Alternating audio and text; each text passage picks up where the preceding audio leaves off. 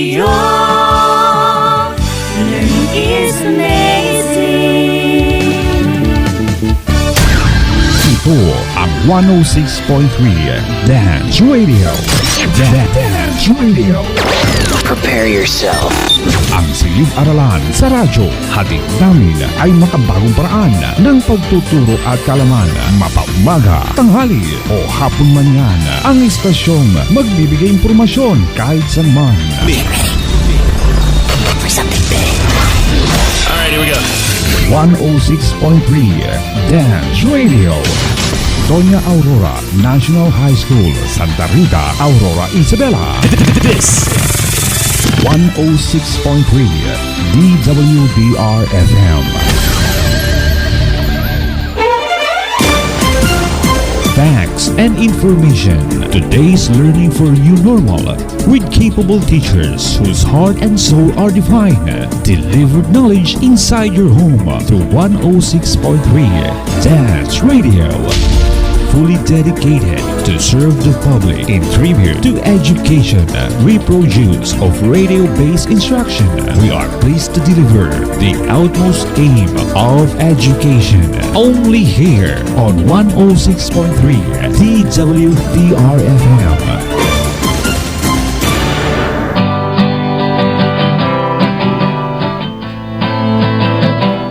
Okay, hello our dear Donyas. Good morning and a blessed Thursday to everyone. Today is another amazing day, another opportunity and another chance for each and everyone to learn something new. To our officer in charge, the Chief Education Supervisor of SDO Isabela, Sir Rodrigo V. Pascua. Magandang umaga po, sir. To our Assistant Principal, Ma'am Ruby Guillermo. Magandang umaga din po. Hello also to our supported head teachers out there, especially to Ma'am Ophelia S. Rolutin. Good morning po sa ating lahat. Also to all teachers, staff of Doña Aurora National High School, especially to the supported teachers of the English learning area, to the parents, their students, and to all our avid listeners and viewers here and abroad, most especially to the grade 10 learners. Special mention to 10 Obra, Mendeleev, Einstein, Rutherford, Jimelina, and Nara. I'm teacher Dennis Mendoza, and with me are the other grade 10 teachers, Ma'am Jennifer Velasco, Ma'am Beverly Ramirez, and Ma'am Venus Lintao. Good morning po. Ma'am Jennifer. Hello, dear teachers, Ma'am Venus, Ma'am Beverly, Sir Dennis, our partners. I am teacher Jennifer A. Velasco. I would also like to greet my grade 10 classes, 10 Molave and 10 Banaba, and to the other grade 10 classes, 10 Camagong, Mahogany, Acacia, and Almasiga. Please stay with us until the last minute of this segment. Good morning, Ma'am Bebs. Good morning. I'm Ma'am Beverly Ramirez. An amazing morning to all our radio listeners and viewers via Dance FB. I hope you are all safe wherever you are right now. Hello to my advisory class, 10 Talisay, and to all other grade 10 classes, 10 Yakal, Tanggile, Tindalo, and Sinagtala. I hope you're all ready to interact with us. Ma'am Venus? Good morning and happy Thursday to all. I would like also to greet my advisory class, 10 SPJ, and my other class, 10 Sinigtala. Please be with us until the end of our lesson. Okay, thank you so much, dear teachers. Today is another wonderful day, and we are glad to be with you as we embark on another fun-filled learning journey for our last lesson for the first quarter. And for today's lesson, you are expected to,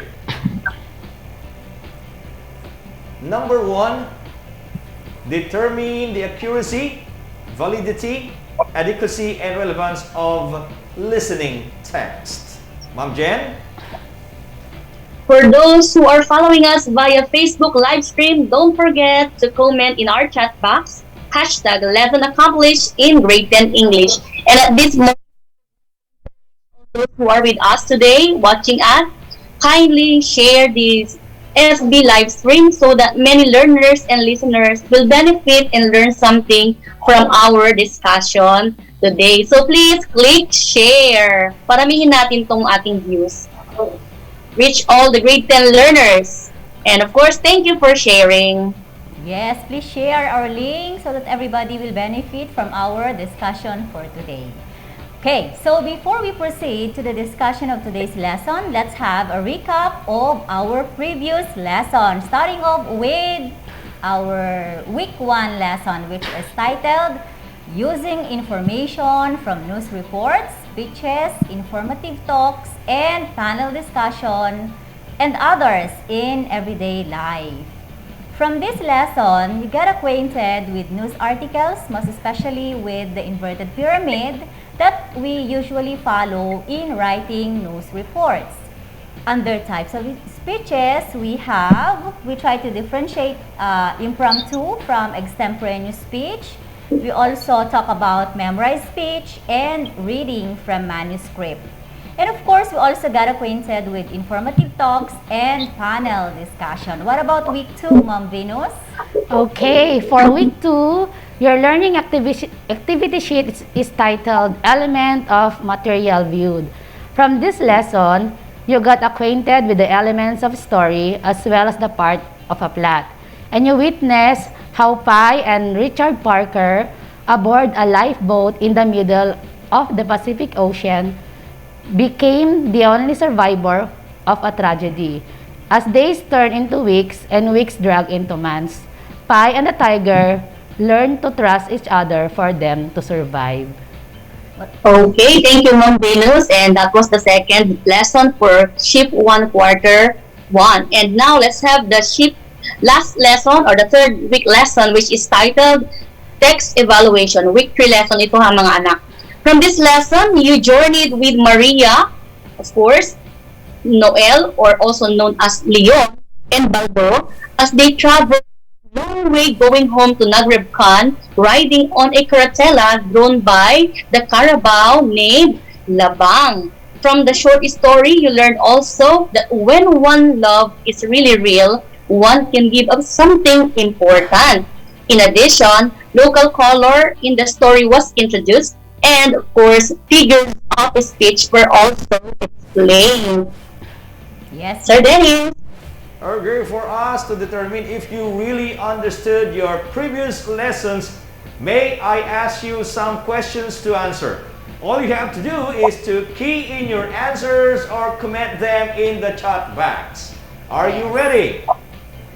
Again, you may key in your answer in our chat box. Of course, you will win simple prizes such as ball pen, pad papers, and many others. Let's have Sir the Dennis. number 1. Yes. Okay, so let's start the ball rolling. So we encourage you to participate. Sir Dennis, Number question one. Question number 1.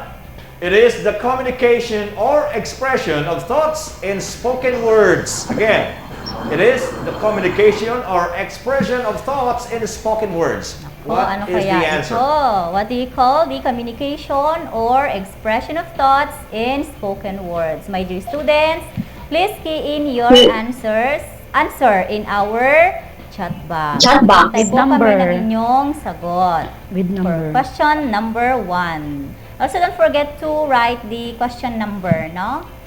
What is the Yes. answer for Number our 1, then your answer. question Number 1. Come on, grade 10. Please key in your Okay, answers Estela now. Partible.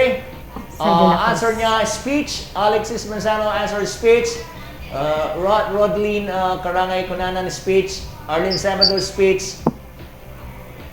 So the Yeah. correct answer is? Let us see if that is the correct answer. Okay. Very good. For those who answered Congratulations. speech, your answer Congratulations. is correct. Yes. Now let's proceed to number 2. Number 2. It is a word or phrase that possesses a separate meaning from its literal definition. It is a word or phrase that possesses a separate meaning from its literal definition. Answer. Ayan, sige, hintayin natin. Of course, Hintay po tayo if ng they have sagot. tuned in last week, perhaps they will easily get the correct answer, Ma'am Bets. It is a very fresh topic. Last week lang yan. Makikita natin dito kung sino ang nag-tune in sa atin last time. Yeah. And of course, maraming samples yan, Ma'am Debs. We have just tackled 7 last time. Yes. Okay? Let's find out what are their answers.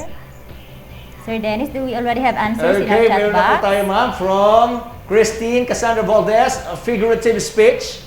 Arlene Sabado, irony. Ano pa yung mga Maher sagot nila? Jameson Bernabe, irony.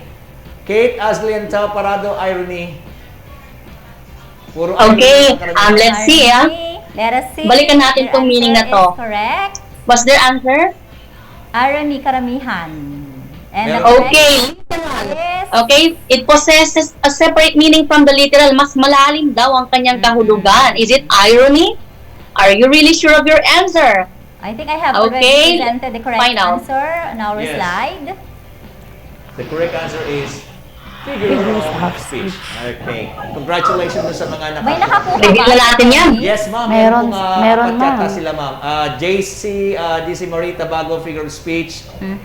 Darin Paul Marie Esmindo Makadangdang, figure of speech. Cyril Labagna Feliciano, figure of speech. Jasmine Medina, figure of speech. Okay. Meron din. Very good. They got it correctly, Sir Dennis. Yes. And Okay, next, figures of the number speech. Number three. It is the chain of connected events that make up of a narrative. It refers to what actually occurs in a story and is one of storytelling's major pillars. Again, it is the chain of connected events that make up a narrative. It refers to what actually occurs in a story and is one of storytelling's major pillars. Answer. Key in your answer, guys. Do we already have answers in our chat box? Wala pa yata, no? What is called the chain of connected events that make up a Sile de la narrative? Cruz, plot. Of course, it is being represented by the Medina. triangle, di ba, Ma'am Bebs? For them to know the parts. Oo. Ryan Ignacio, plot. Rudeline Karangay Kunanan, plot. Mark Lester Ramos Barayuga, plot. Arlene Sabado, plot. Darren Paul, plot. Jace Marie, plot. Okay, so plot pula. Okay, karamihan sa kanila. Let's find out if their answers are correct. It's a plot. Very Yes, good. congratulations! Ang huhusay. Wow, congratulations to all those who participated and of course to the winner. Your answer shows you really understood our previous lesson. So we hope that you're going to stay with us until the end of this session and learn more of our new topic today. So at this juncture, activity sheets and writing materials. And here now is your RBI lesson for today. Enjoy!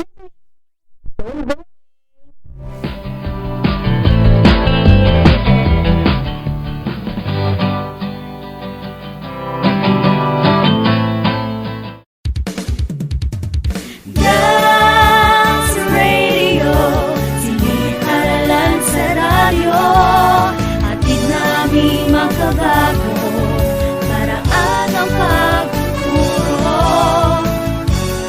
Wala nang makakapigil pa. Sulong Arangkada 106.3 Dance Radio sa Aurora, Isabela. Edukasyo'y susulong, basta't magtulong-tulong, sulong edukalidad. Dance Radio, learning is amazing. Facts and information. Today's learning for new normal. With capable teachers whose heart and souls are defined. Deliver knowledge inside your home through radio. This is the WDR-FM 106.3 Dance Radio, a community FM radio station of Doña Aurora National High School located at Santa Rita, Aurora, Isabela. This is the WDR-FM 106.3 Dance Radio, fully dedicated to serve the public in tribute to education. With the use of radio-based instructions, we are pleased to deliver the utmost aim of education through distance learning approach with subjects like English, Science, Math, Filipino, Araling Palipunan, TLE, MAPE, and ESP. The WDR-FM 106.3 Dance Radio is now ready to serve you right inside your home. This is the WDR-FM 106.3 Dance Radio, your school on the air. And now, here is your program host of the day.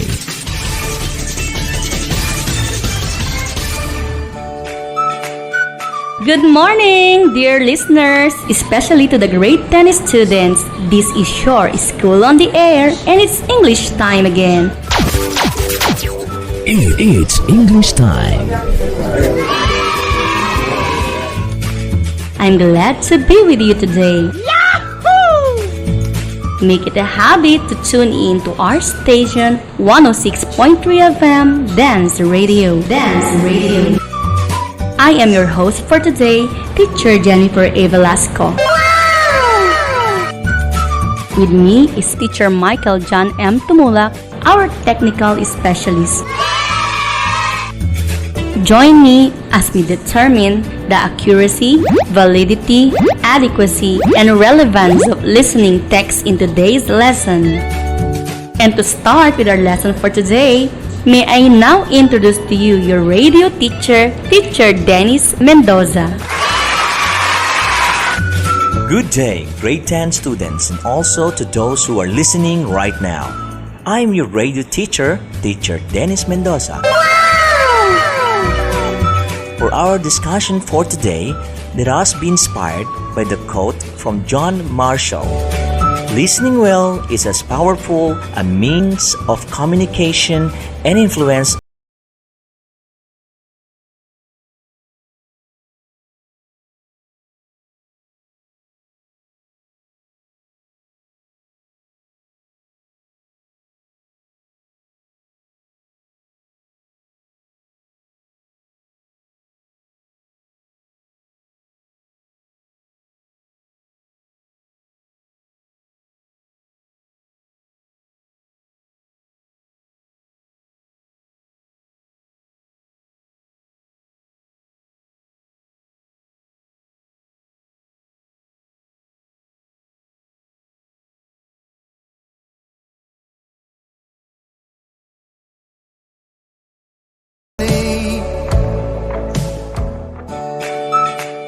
How are you feeling today?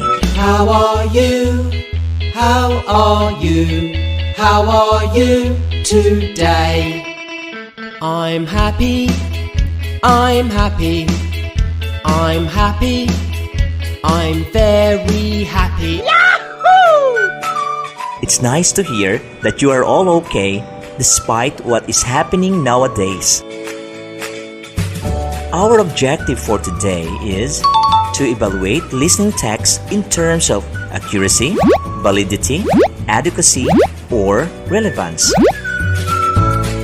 As you go through, you are expected to enhance your knowledge and improve your listening skills as you check the accuracy, validity, adequacy, and relevance of information found in radio or TV news report. Sounds interesting, isn't it? I believe you are now very excited to venture into a fun-filled learning experience. Let's get started. Let's go! Are you holding your learning activity sheets now? Don't forget to write your name, section, and the date today. Remember the title of your learning activity sheet: Determining Accuracy, Validity, Adequacy, and Relevance of Listening Text. Brace yourselves as you are in for a ride. Ready?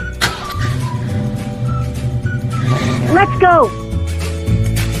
Now bring out page 68 of your learning activity sheets, and all together, let us read the background information. Have you ever experienced listening but without really understanding what you have heard? What? For example, when your teacher gave directions, were you able to follow it? Have you been late for an appointment because you did not hear the exact time correctly? Listening plays an important role in our lives. It is necessary for us to learn how to think and understand while we listen, for it will help us make decisions more effectively. However, there are times not all information that we hear are true. Some are false, invalid, inadequate, or irrelevant. Therefore, we need to check on these characteristics: accuracy, validity, adequacy, and relevance. We can say that an article is accurate when it contains facts and information without bias or opinionated ideas. An article is valid when it is considered true by majority of people. When an article contains an almost universal truth and proved to be true by a good number of people, its validity is acceptable. Reliability of the article's content means citing authorized source of information found in the article. Adequate information means providing the right amount of data or details. These characteristics are very important because our decisions and actions usually depend on the information that we listen. Now, let us discuss what we have read by answering the following questions. When do we say that an article is accurate? Correct. When it contains facts and information without bias or opinions. When is an article valid? Very good. When it is considered true by majority of people. When is information adequate? Precisely, when it provides the right information of data and details. When is it relevant? If your answer is that because of the article's usefulness or importance, then you are absolutely right. We shall have more on determining accuracy, validity, adequacy, and relevance of listening text after this reminder.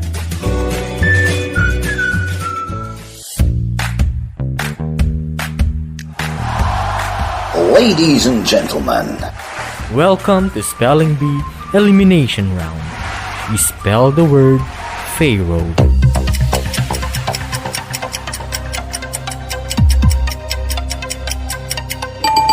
Pharaoh. P-H-A-R-O.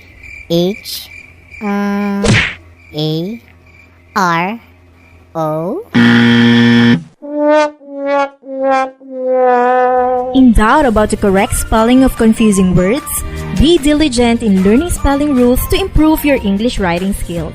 A friendly reminder from the English department, Doña Aurora National High School, and this station. And we're back.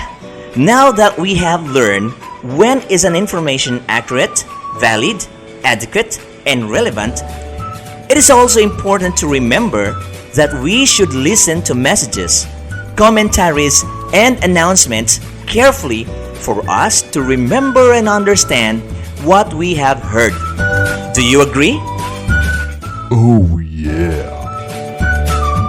Now, what if the information we listen to lacks accuracy, adequacy, and relevance?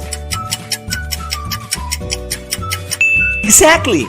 We can ask for more information or clarification by asking the source for additional details or go over the listening text.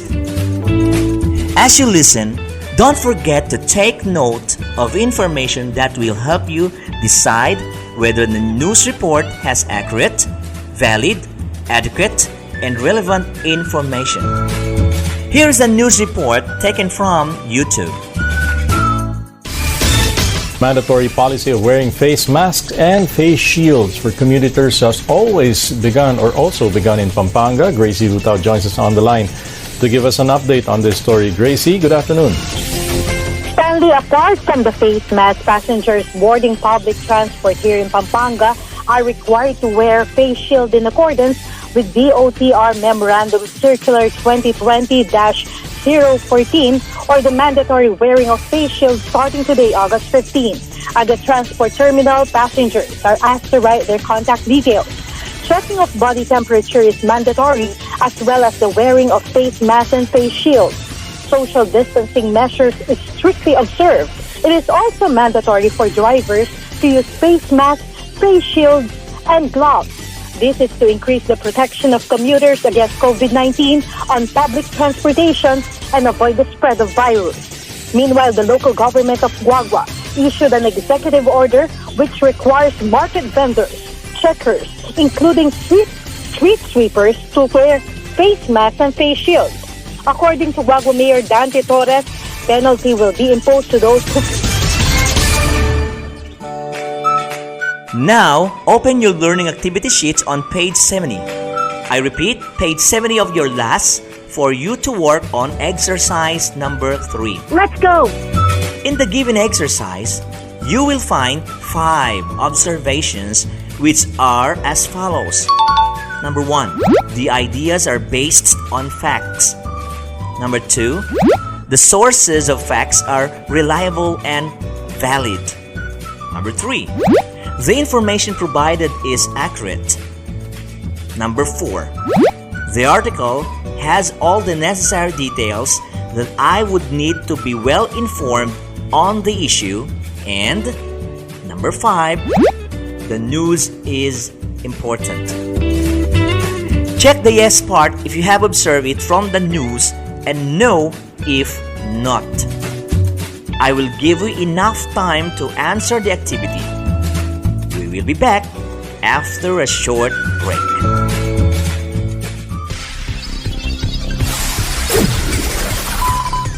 Let us widen your vocabulary. You spell the word Pharaoh. Pharaoh is a term pertains to the ruler of ancient Egypt.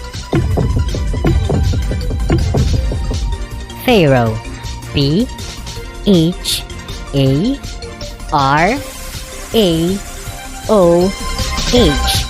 Pharaoh.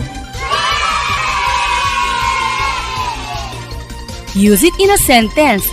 Use it. Use it. All 3 Giza's famed pyramids and their elaborate burial complexes were built during a frenetic period of construction, from roughly 2550 to 2490 BC. The pyramids were built by Pharaohs Khufu, the tallest, Khafre, background, and Menkaure, front. This vocabulary development is brought to you by English Learning Area of Doña Aurora National High School and this station. This time, you shall be listening to an educational clip. Focus on the information that will help you decide whether the news report has accurate, valid, adequate, and relevant information. Are you ready? Oh yeah. Let's go! All together, let us listen to the educational clip taken from YouTube.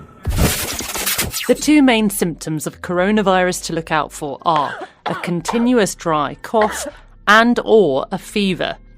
Now, some people say they've lost their senses of smell and taste because of COVID-19, but the research on this is still at an early stage. Also, other viruses can make this happen too, like the common cold, so it doesn't necessarily mean you have this new coronavirus. So how high a fever is a coronavirus one? And what exactly is a continuous dry cough? Well, it's when you cough and there's no mucus or phlegm, basically no gooey substance in your tissue. And this means coughing a lot for more than an hour, or having 3 or more coughing episodes in a single day. This dry cough can also then lead to breathing problems. But how high a fever is a coronavirus fever? If you have one of these, you will know about it. Technically, it's a body temperature of more than 37.8 degrees Celsius or 100 degrees Fahrenheit. But if you've not got a thermometer, basically you will feel hot and your chest and back would be hot if someone touched you. If you have either of these symptoms, the advice in the UK is that you need to stay at home for 7 days, and the people you live with can't leave the house for 2 weeks. If your symptoms start to get worse, or you still have them after 7 days, then people living in the UK should use the NHS 111 online coronavirus service, and they'll tell you what to do next. If you live abroad, you should follow the directions given by your local healthcare provider. Now, turn your learning activity sheets on page 70 and complete the chart found in exercise number 4.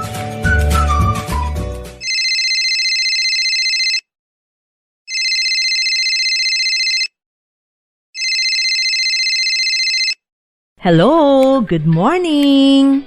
Good morning, ma'am. I have just finished accomplishing the task found in my module. How can I send you my outputs for checking and feedbacking? Oh, that's a nice question. There are actually 3 ways for a student like you to submit your outputs. 1.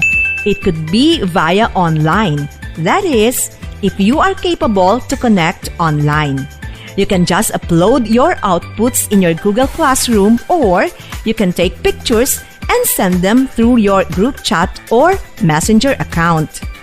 Ma'am, how about if we do not have internet connection? If you do not have internet connection, you can submit your accomplished tasks in 2 ways. 1. You can ask your parents to submit your outputs in the designated drop-off center. 2.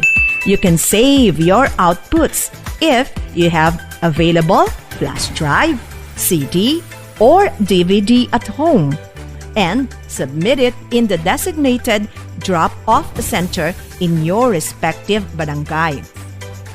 Wow! It's nice to know that there are varied ways on how we can submit our accomplished task. Always remember, for submission of outputs, you can do it via online, offline, or physical submission. Because at Dance, we make amazing things possible.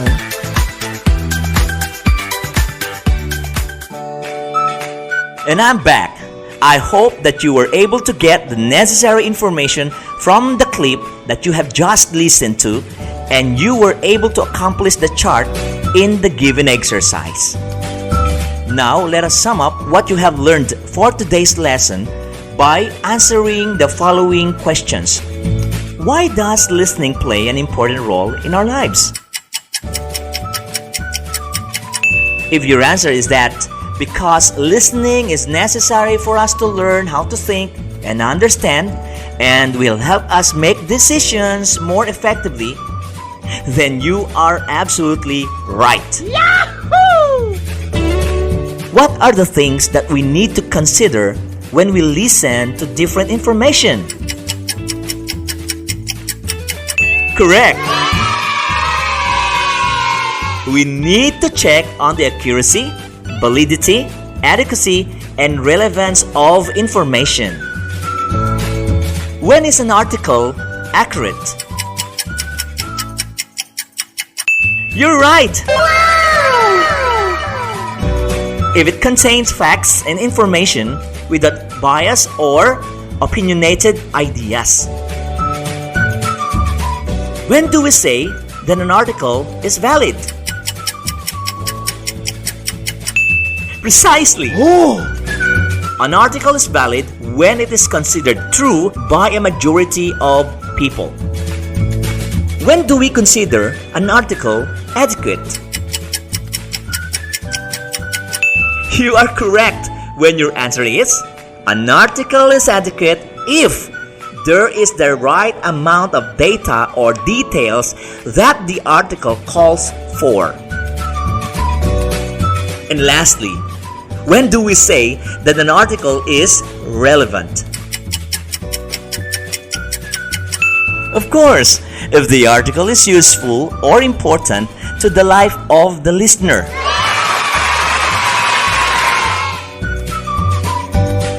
With that, my dear learners, I hope that you've learned accurate, valid, adequate, and relevant information for today's lesson.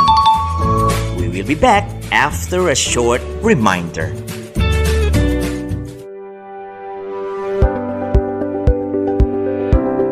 Facts about COVID-19. What is COVID-19? COVID-19 is a disease caused by a new strain of coronavirus. What are symptoms of COVID-19? Symptoms can include fever, cough, and shortness of breath. In more severe cases, infection can cause pneumonia or breathing difficulties. How can we prevent COVID-19? To prevent the spread of COVID-19, clean your hand often. Maintain a safe distance. Wear masks when physical distancing is not possible. Don't touch your eyes, nose, or mouth. Cover your nose and mouth with your bent elbow or a tissue when you cough or sneeze. Stay home when you feel unwell, and if you have a fever, cough, and difficulty breathing, seek medical attention. This health advisory is brought to you by World Health Organization, Doña Aurora National High School, and this station. Welcome back, dear listeners. You will be answering 2 activities as your assignment. For your first assignment, turn your activity sheets and look for exercise number 5 on page 71. You need to listen to a message or advice about COVID-19.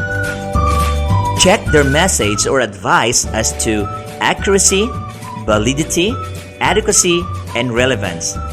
Then, write at least 5 sentences in your answer sheet to justify your answer. Have you found exercise number 5? Yes, sir. That's good. For your second assignment, you are tasked to accomplish exercise 6 found on page 71 of your learning activity sheets. Choose one among the following options. I repeat, just choose one among the given options. Number 1, listen to a press release or speech of President Duterte, then write in paragraph form your evaluation of its accuracy, validity, adequacy, and relevance. Number 2, listen to a priest's sermon. Write a paragraph pointing out which ideas are accurate, valid, adequate, and relevant.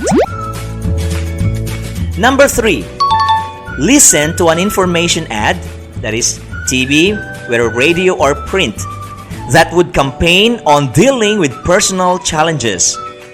Evaluate the listening text in terms of accuracy, validity, adequacy, and relevance. And number 4, listen to promotional video or ad on safety precautions for typhoon, earthquake, COVID-19, or any calamity, then explain what makes the promotional video or ad accurate, valid, adequate, and relevant. Of course, I prepare a rubric for your output for exercise number 6 that you can find on page 71 of your learning activity sheets. Also, don't forget to accomplish the reflection part of your learning activity sheets found on page 72. You need to complete the statement. My journey through these activities enabled me to learn, then continue. I guess I have spent a good time with you today. This is your radio teacher, Teacher Dennis Mendoza. Till next time, thank you for tuning in. Goodbye and have a nice day, everyone. And that was your amazing radio teacher, Teacher Dennis U. Mendoza. With him, learning is truly amazing. In times of trials, I hope, my dear learners, that you will still prioritize your studies and manage your time well. Spend time doing worthwhile activities. May I just remind you, dear learners, to continue working with your modules at your most convenient time. On behalf of the production team, our scriptwriter, Teacher Beverlyn L. Ramirez, together with our technical specialist, Teacher Michael John M. Tumulak, thank you for staying with us for another session of fun-filled teaching and learning. Yahoo! Make it a habit to tune in for another exciting lesson in English 10 here at 106.3 FM Dance Radio, where learning is amazing. This has been your host for today, saying, make every day a day to learn something new, and always remember to follow safety health protocols. I am teacher Jennifer A. Velasco, now signing off. Stay safe, everyone!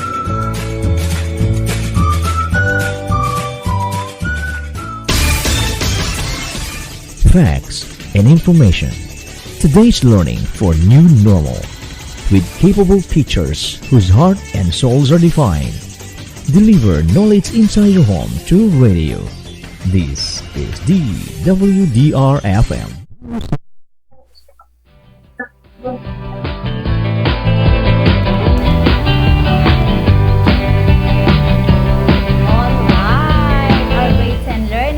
Just heard your last lesson for quarter 1. And to start with our discussion for today's lesson, I want you to answer this question. Please key in your answers in our comment box. And here is my question. Do you immediately consider whatever information that you heard or read as true? Why? I repeat. Do you immediately consider whatever information that you heard or read as true? Bakit? Please key in your answers in our chat box. Now, my fellow teachers who are here with me, while waiting for the answers coming from our students, how will you answer the same question? May we listen to the answer of Ma'am Jennifer? Do you immediately consider whatever information that you heard or read as true, Ma'am Jen, and why? Well, I will immediately consider whatever information that I heard as true. Hindi naman agad ako naniniwala ng mga haka-haka at narinig ko lang. Yes. I always try to do a little verification of what I heard, especially when it is all about me. I also try to know the two sides of the story. And additionally, Ma'am Bebs, if I heard something negative about me, I always try to convince myself that I know better myself than others. Parang yun na lang yung lagi ko, kasi we could not please everybody. Yes, that's true. What about you, Sir Dennis? Me too, Ma'am, no? Tama rin, Ma'am Jen. I do not consider everything as true. I also gather facts. Tanong-tanong tayo pag may time, mga bata. Tanong-tanong pag may time. Oo, sabi nga ng isang kilalang brand ng medicine, no? Huwag mahiyang magtanong. Oo, tama. Oo, tama. What about you, Ma'am Venus? Actually, ma'am, Sir Dennis is correct. So we have to gather facts and determine whether the source is reliable or not. So there should be a strong evidence. Like in research, we can't make a good conclusion without doing the correct process. So there is a need to check our source, and of course, we have to gather data. Actually, that's very useful hindi lang sa research, no? Kahit sa mga pangyayari sa ating buhay-buhay, we really need to determine whether the information is reliable. Of course, we need to validate the source. Sino bang kanino ba nanggaling? Baka sa kapitbahay lang natin, hindi naman siya reliable source of information, di ba? We need to identify who made the statement, okay? And to make sure that the facts involved are really correct. Alam naman natin, no, now with the rising numbers of fake news nowadays, most especially in the different social media sites, ang dami-dami, we really need to be wise and watchful of the different information. Okay, do we have answers in our chat box, Sir Dennis? Can we read some answers? Wala akong nakikita dito sa aking screen. Can we read some answers? Alam mo, Ma'am Bebs, Yes. naalala ko lang bigla. And of course, when we hear something about us, uso kasi ngayon yung mga ganyan yung mga bali-balita lang, parang mapansin mo, marami ka agad yung mga nagre-react.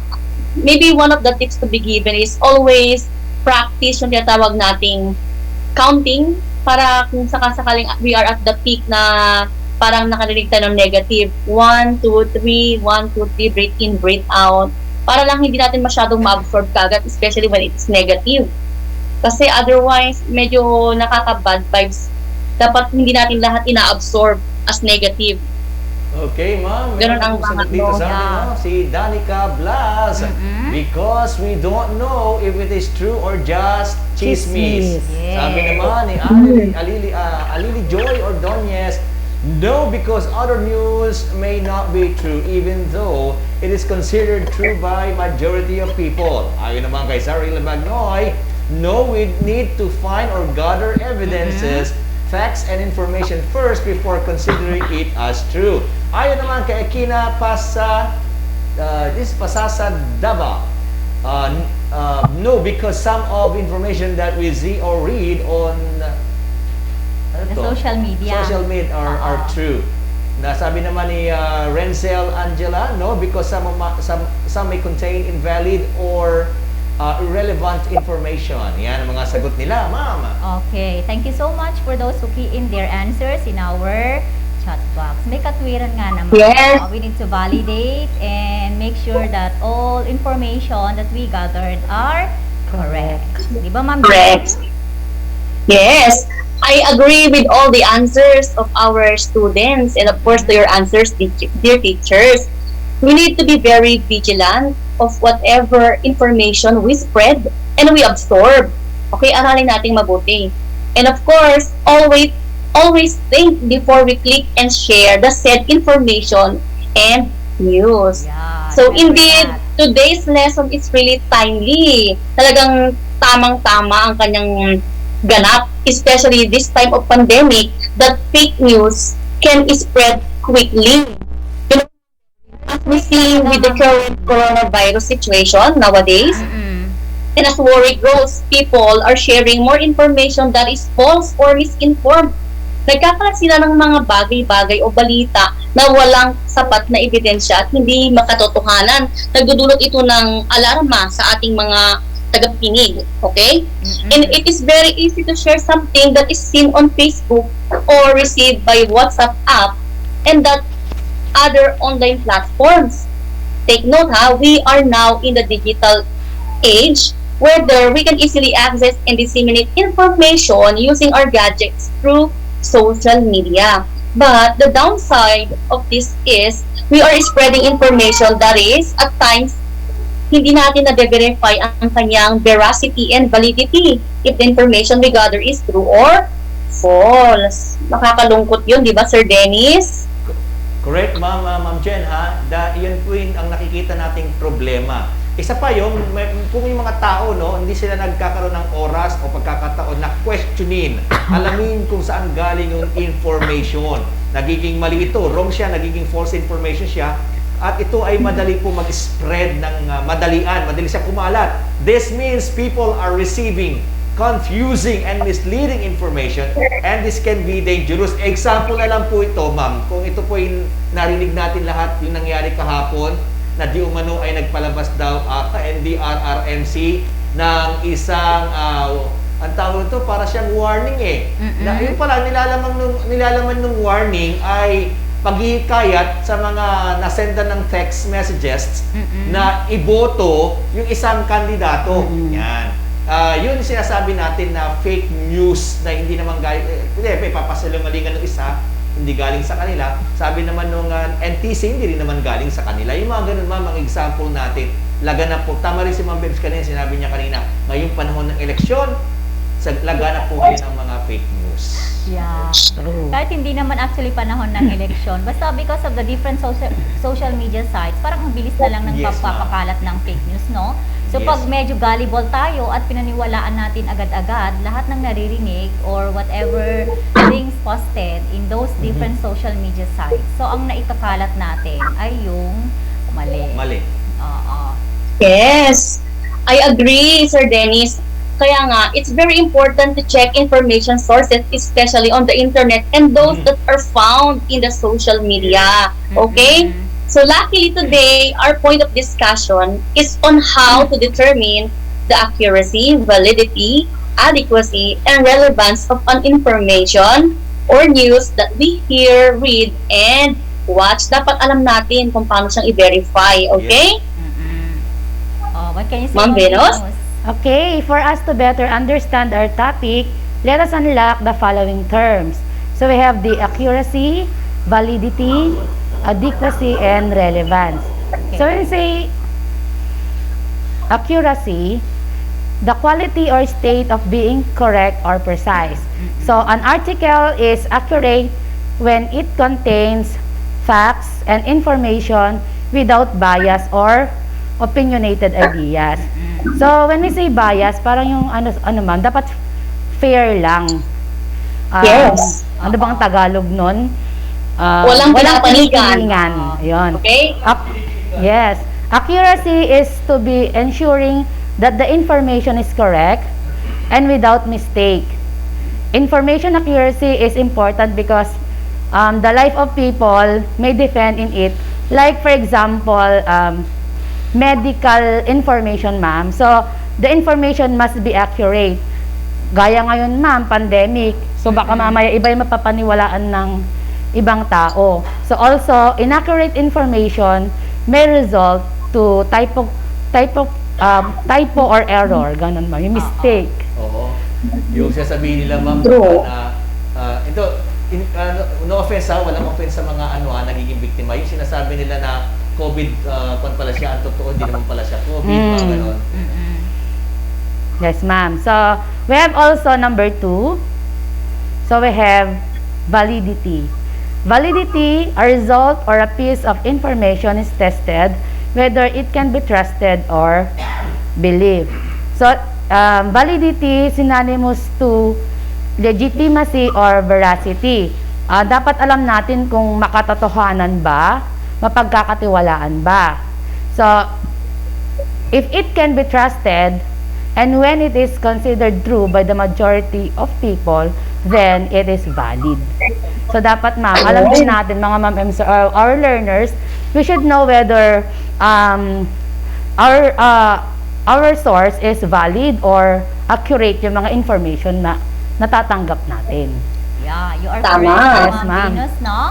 So there you have it, ladies and gentlemen, the first 2 things that we should check whenever we hear or read information. First one is accuracy and the second one is validity. We also have number 3, which is adequacy. We also need to check information according to its adequacy, which is the state of being sufficient for the purpose concerned. My fellow teachers know when we say adequacy of information, information is adequate when it provides the right amount of data or details that the article calls for. Sakto ba siya? Sapat ba yung detalye that the reader should know in order for them to be really informed about what is happening or those things that they should know. That's for adequacy. For number 4 naman, we have relevance. Relevance is the quality or state of being useful or beneficial to the readers or to the listeners. Pag relevance, importante ba siya? Significant ba siya? We consider information as relevant when it is useful or important. Paano natin siya masasabing useful or important to us?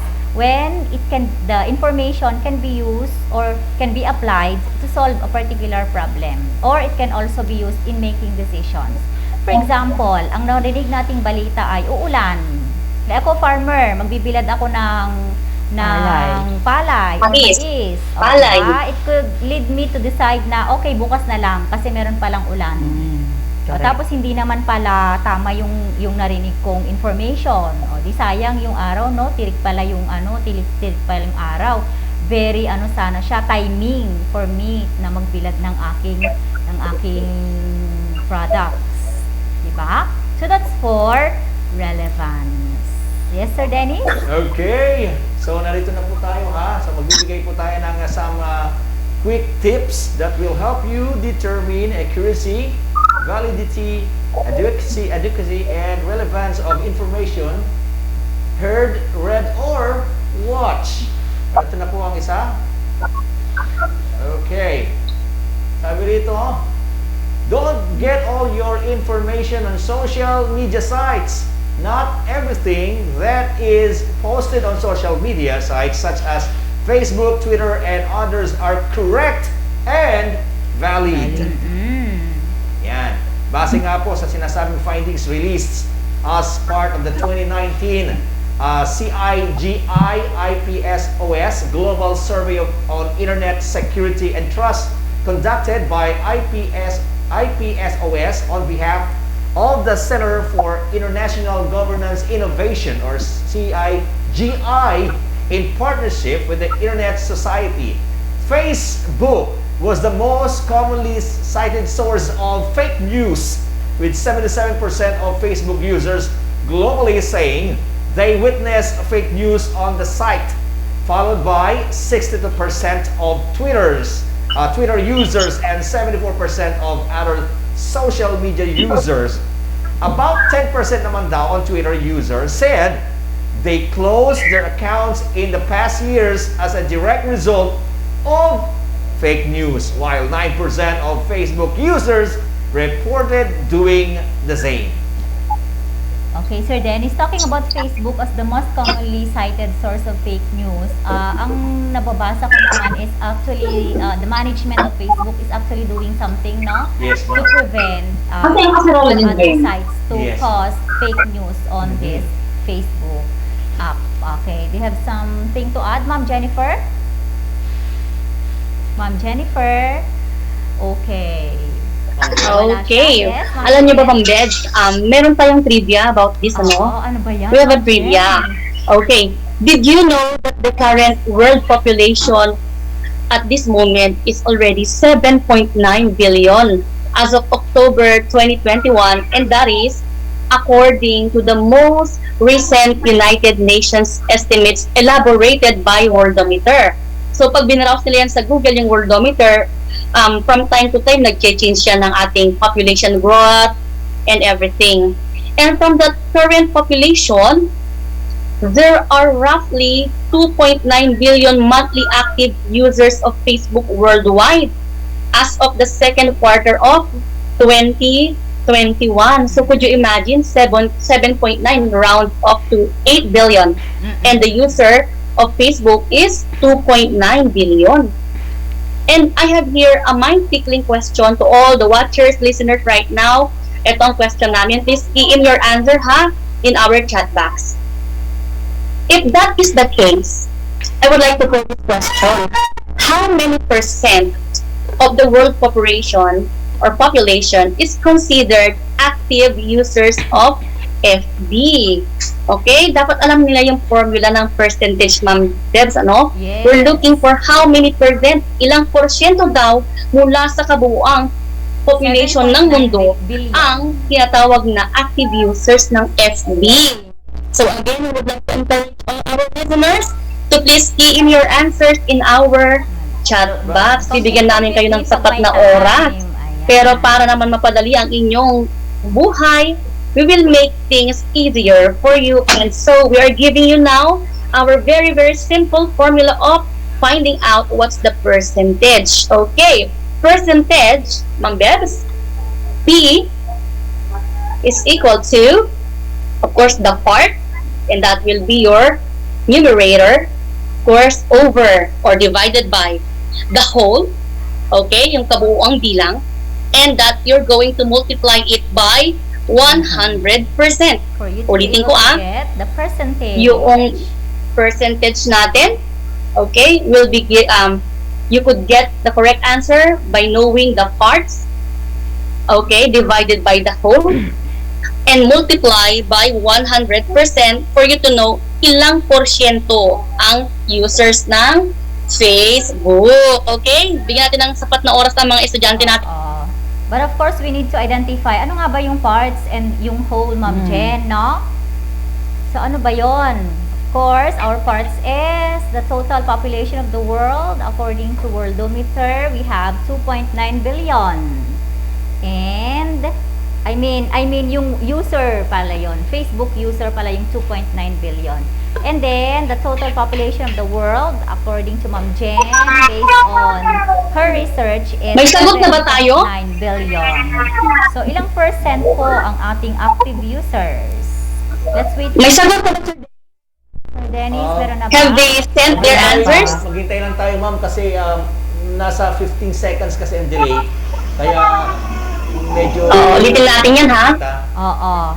So, our formula of the 7.9 billion population of the world are active users. If we have 2.9 billion. Yes. Ilang percent kaya ng 7.9 ang 2.9? Dami, no? 15 seconds po ang delay natin. So, hintay lamang. Wala pang sagot? Para sa huling sinabi kanina. Okay, ito na po si JC Marita Bago, 36.7. Sherry Moana Apolinario Corpus, 36.7%. Charlene Joy Marcelo Saad, 36.7. Okay, 36.7 din kay Hasley Sagibo Arlene Sabado, 36.7. Eliza Camille Alejandro, 36. Cyrilla Magnoy, 36.70 or 37. Yan. Okay, let's find out the correct answer, Sir Dennis, ano? Let's see if they got it correctly. Tignan nga natin. Let's see, the answer is... Ayan. Okay, Ma'am Ma'am Bets? Yan. Tama ba sila? Tama. Alright. Congratulations to our winners at sa ating mga estudyanteng actively participating right now. Ano, they got it correctly. 36.71% or 36.7. 71. Mas exact. Ano? 2 decimal.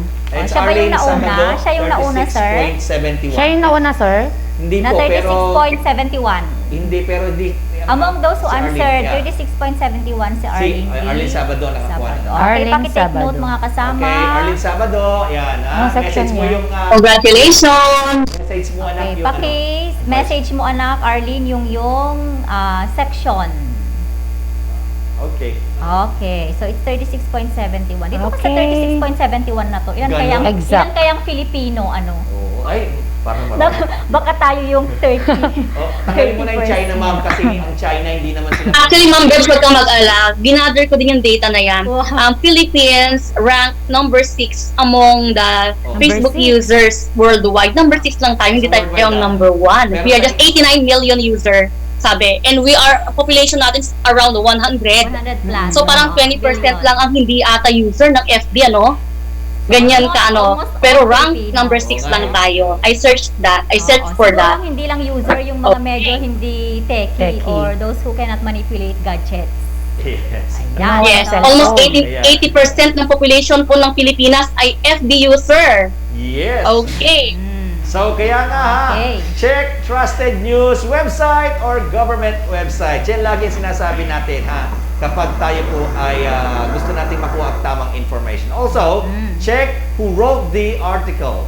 Can you trust what they posted and are they qualified to post this information? Yan. And before sharing a post, mga estudyante, ha, makinig kayo mabuti. Before sharing a post on Facebook or WhatsApp, make sure you've checked that it is trustworthy and factual information. Yes. Really, ha? Social media and second-hand messages are not foolproof ways of getting informed. It is best to get your information directly from an authority or expert on the issue or from the reports from a reputable news outlet. Ma'am Jen? Okay. Ma'am Jen, do you have other Of course. there? Sir Dennis, I really like the content of these quick tips, ano? Sige. Quick, mabilisan lang. And of course, let us also not try to forget and let's also consider the tips found and given in our learners learning activity sheet, okay? And they are as follows. Number 1, narito na? Yes. The ideas are based on facts. It should not be fabricated, of course, and not biased as well. Hindi siya gawa-gawa lamang. And of course, hindi bias, walang pinapanigan. Serbisyong totoo lamang, ika nga, di ba? Ng 24 oras. Okay, we're not promoting, but that is their motto, and we agree to their motto. Okay. Next, number 2. The source of facts are reliable and valid. And again, we must know the source of the data. It should be credible and reliable. The source should be credible and reliable. Mapagkakatiwalaan ba siya? Is he or she the proper authority or person to disseminate that information? Well, if then, kung siya talaga, then we could say that it is valid and reliable. Yes. Number 3, the information provided is accurate. Dapat sapat lang and not exaggerated. You know, once that a news is being exaggerated, we agree na meron niyang pinapanigan. Hindi naman, dapat hindi siya kulang at hindi rin naman sobra-sobra. Kasi pag sobra-sobra yan, pag kulang yan, medyo black propaganda yan. Pero pag sobra-sobra yan, and that is what we call promotion or promoting.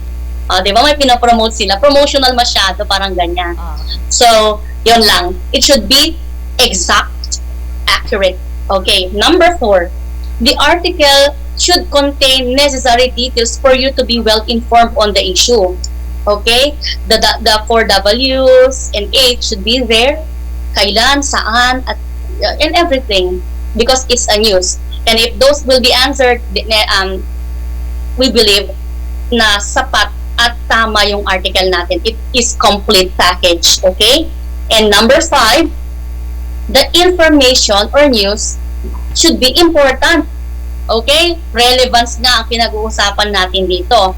If it is not important in our lives, then perhaps, may suggestion only, let us not try to waste our time kung di naman siya ganun masyadong makaka-apekto sa buhay natin. Mahalaga ba? And if not, why bother? Diba? Yun lang naman yung sa akin. Parang relasyon kung mahalaga. Di ba? Pag hindi siya mahalaga, okay, bother. Oo nga, di ba? Just like what I mentioned a while ago, Ma'am Jen, relevance or the importance of something is relative. Yes, relative. Parang beauty, Ma'am Beth, no? Beauty is also relative. Our culture is relative. Yeah, and there might be some information which are important for some people, which are not important to others. Yes. Sir Dennis? Pag hindi mahalaga, why bother? Kaya nga. Hindi lang pala mahalaga eh. Why be affected of it, di ba? Yes. At least you know, no? At least you know that that information is correct. Even if you cannot use that, at least you know that it's correct, it's accurate, and it's factual. Okay, thank you, Ma'am Jen. My dear students, my fellow teachers, the proliferation of news sources and satire, as well as the ease and speed of social media, combined with readers or listeners' short attention spans and tendency to just read or listen to headlines, make it easy for them to fall for fake news. Madali daw ma-fall for fake news. That's why, a word of advice to everyone, we really need to evaluate information in terms of, number 1, accuracy, number 2, validity, number 3, adequacy, or number 4, relevance, to ensure that those texts or information are clean, correct, and useful. That's why, Ma'am Jen. So for you to easily remember the things you should consider before concluding that the information are true, bear in mind our mnemonic device, RAVA. Okay, tinanggal lang namin yung N, RAVAN. Okay, RAVA. Information should be R, relevant. A, accurate. V, valid. And adequate. A. So everybody say RAVA. For you to identify that informations are factual and not a bluff. Okay? So this time, let me test how well you understood the lesson. Tell whether its social media post is fact or a bluff.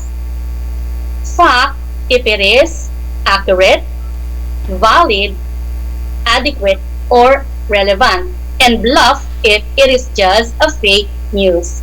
So don't forget to type or key in your answer in our chat box. Don't forget to type also the item number, then your answer. Again, key in the chat box. Okay. We are now ready for the evaluation, Ma'am Bebs. Yes, just key in facts if that is correct, that's accurate, the information is valid and relevant, and bluff. Facts, F-A-C-T, and bluff, B-L-U-F-F. Okay, here's the first statement. Here's the first Facebook post. Facebook is now a public entity that will be able to use your photos and information unless you post a statement declining your permission. Isa itong Facebook post noon na medyo sumikat.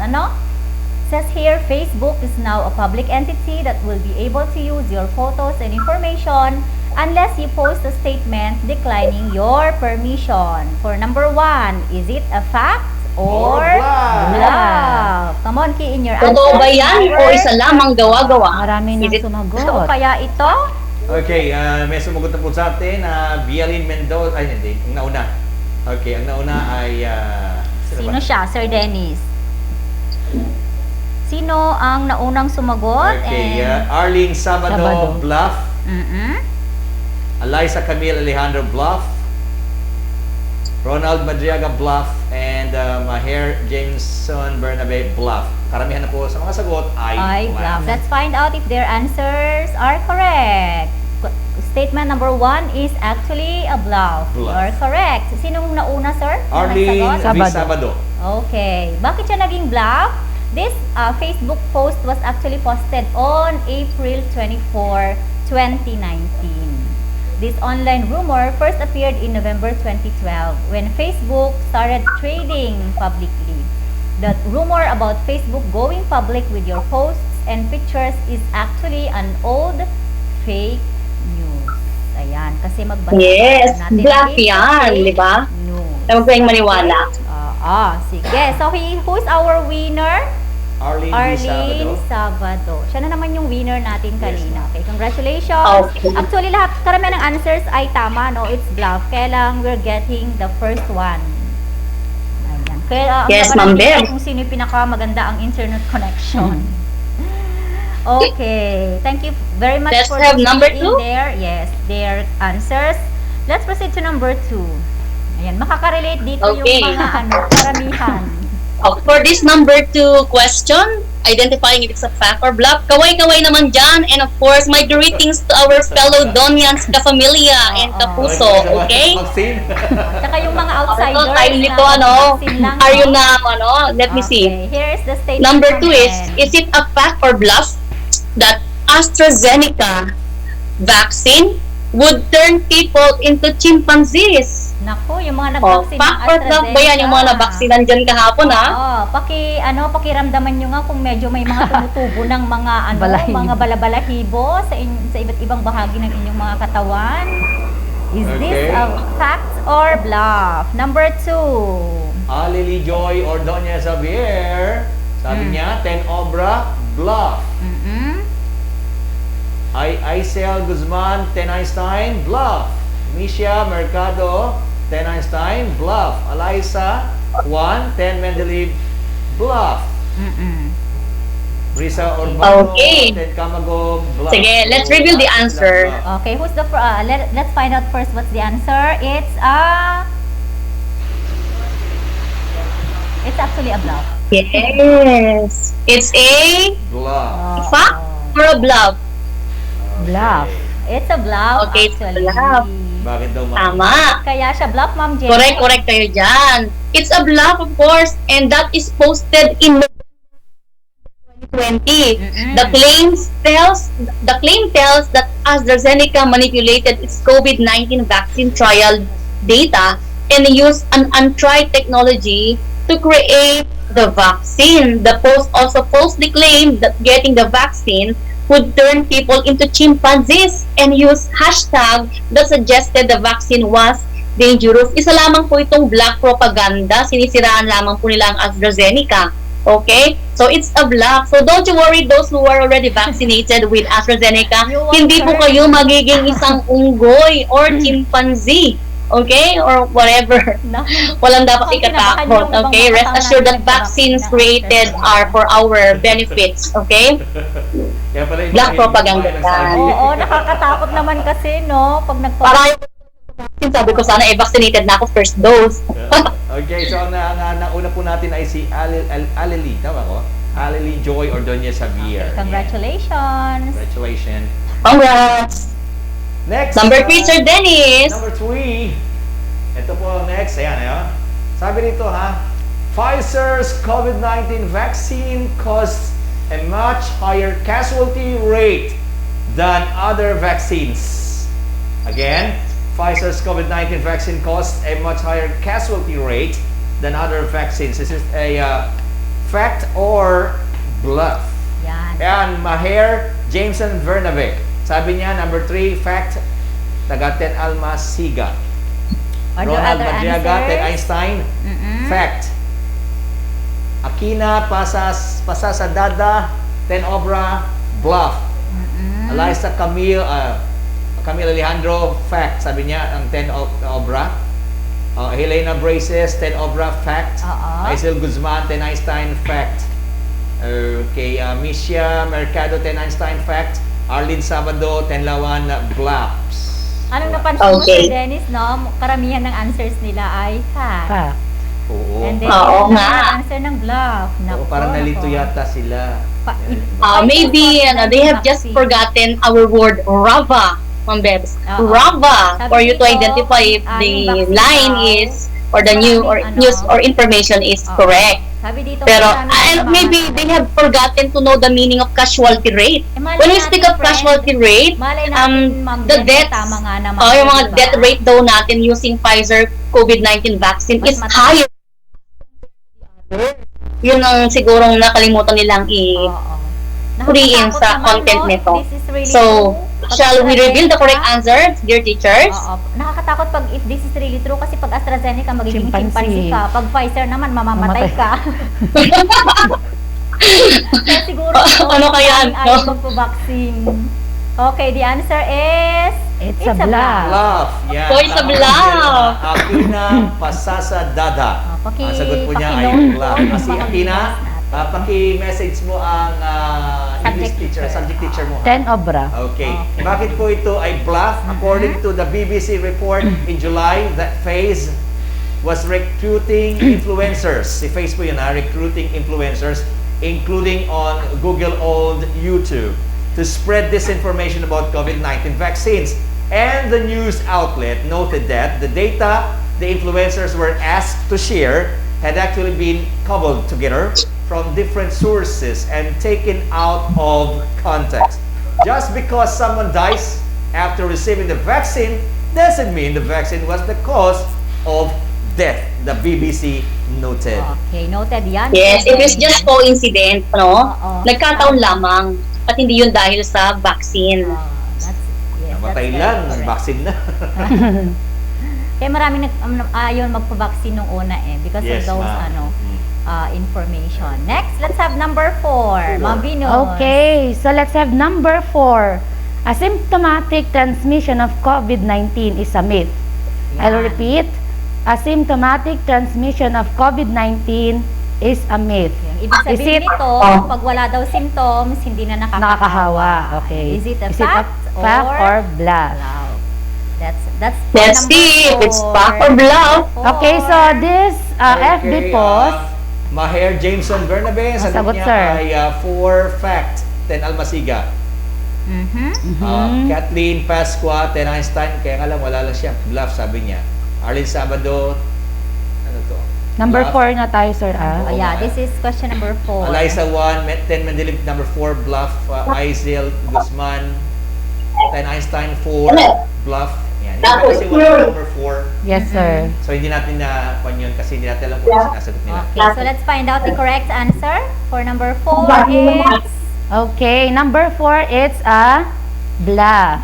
So, this FB post has accumulated 409 reactions, 263 comments, and 10.84 shares since it was published on September 22. Yes. So, ang fact nito, the World Health Organization as well agencies like the Philippine Department of Health and the United States Center for Disease Control and Prevention all acknowledge and warn against infections through asymptomatic patients. Ibig sabihin, ma'am and sir, and to our learners, kahit asymptomatic ka, nakakahawa ka pa din. Yes. Okay. Sinong winner natin, Sir Dennis? Ma'am, si Eliza who won 10 Mendeleev.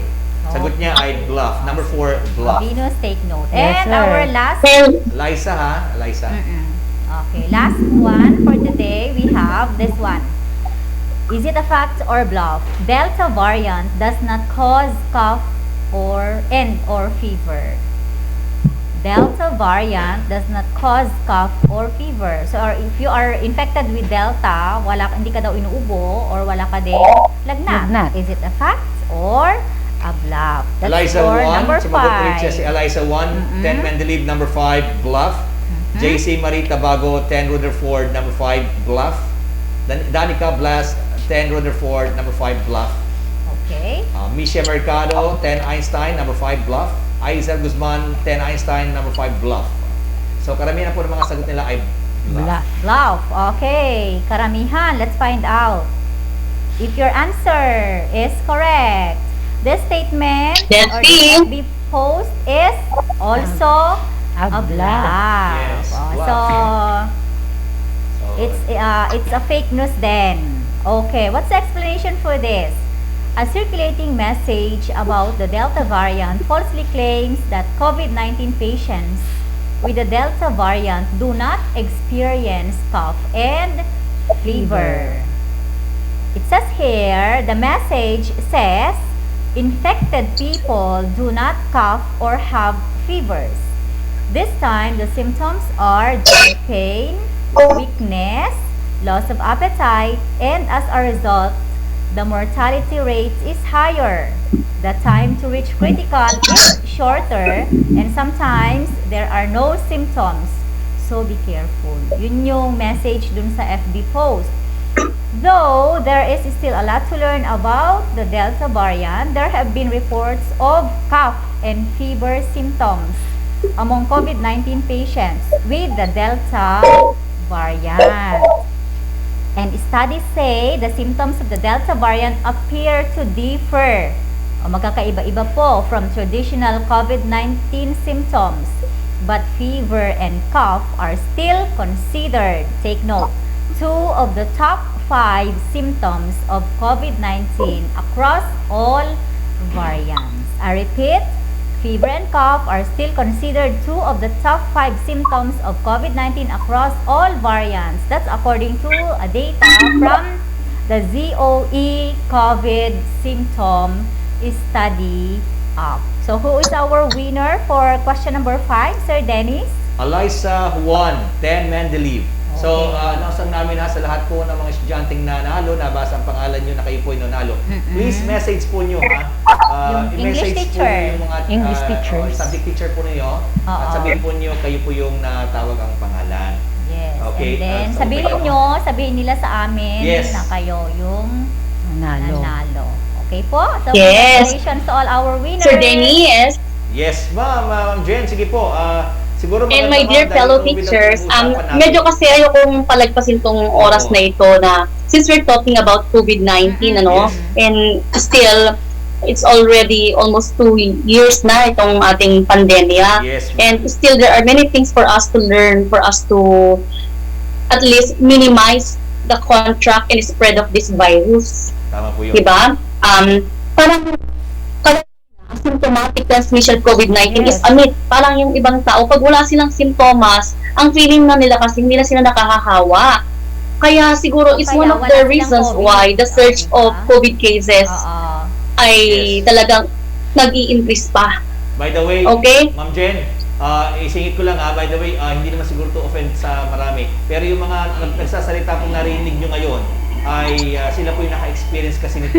Kaya sila yung talagang sabihin natin direct ng mga tao magkakatiwalaan. Ano yung talagang pwedeng maramdaman ng isang taong may COVID? Ako, si CV number. Wala lang nga akong number kasi masyado nang marami. Kaya kami nabigyan ng number. Hindi na-identified. Kaya mahalaga na marinig nyo, maintindihan nyo mga anak yung kanilang mga sinasabi. Yes. Parang one also of the feelings that we would like to share.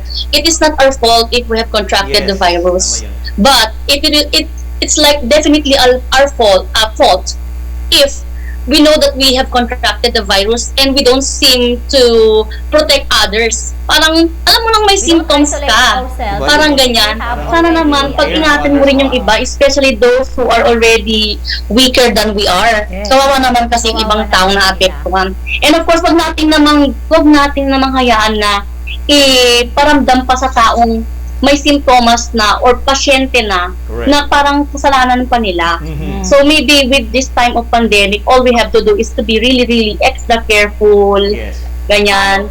Take more vitamins, mag-ingat pa lalo. Don't forget your face At of course, more prayers, di ba? Ma'am Bebs? Kasi parang sa ngayon, hindi mo na alam kung kailan pa ito mag-i-stop. At hindi mo na alam kung sino ang carrier. Kung saan-saan na nanggaling. Kasi even those who are not going outside of their homes, they contracted the virus. Lalo na meron kumakita ng fake news, ma'am, na sinasabi nila hindi raw totoo ang COVID. No, totoo. I guess there's a need for you to experience it before you can say. Kailangan talaga bang gano'n? Don't wait for you to experience it before you believe. Di ba, Ma'am Beth? Kasi tayo, we have experienced it already. We are not wishing. Yes, ma'am. COVID is not a joke. Of course, we still wish for the safety and security of all our fellow men, fellow kapitbahay, mga kaibigan. Pero the best way talaga is to follow protocols. Huwag nang lumabas kung di naman kailangan. Tama po yun. Ayan. And I really love talking about it kasi napaka-relevant niya sa panahon ngayon. It's Di ba, Ma'am really Bebs? relevant and they can use it. Yes, ma'am. Kaya nagtatanong sila, ma'am, kung kailan daw ba pwedeng magkaroon tayo ng face-to-face just in case. Well, for us here in Aurora, kasi we still belong to the high risk tayo eh. Nakita natin yung mga mag-i-start ng pilot implementation of the face-to-face. Sa ibang lugar sila, parang wala dito sa Region 2. Yes. Kasi Not we are included. still included in the high-risk area. Yes, po. Kahit gusto na natin sana kayo ng mga bata ay paumanhin, dahil sumusunod lang tayo sa IATF kung ano po ang kanilang sinasabi. Of course, I ano yung health ng ating mga estudyante. And of course, our fellow teachers din. Okay. So, meron pa po kayo idadagdag? Ma'am Jen, meron ka pa pong idadagdag? Yun lang, I would like us and let us all join hands and in faith that this pandemic would be over as soon as possible. Yun lang. And let's all be safe always. Hashtag, if we hold on together. Ma'am Bev, would you like to render us that song? All together. Baka ma-MTRCB tayo, friend. With your vibrato. Baka mawalan ako ng trabaho. Maging singer na raw siya. Baka mawala na ako sa Doña Aurora National High School at ma-discover. Hirap na. Gusto ko ng tahimik na buhay. Okay.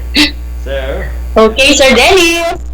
Okay. So, our dear grade 10 learners, we hope that you had a fun-filled learning experience from today's discussion.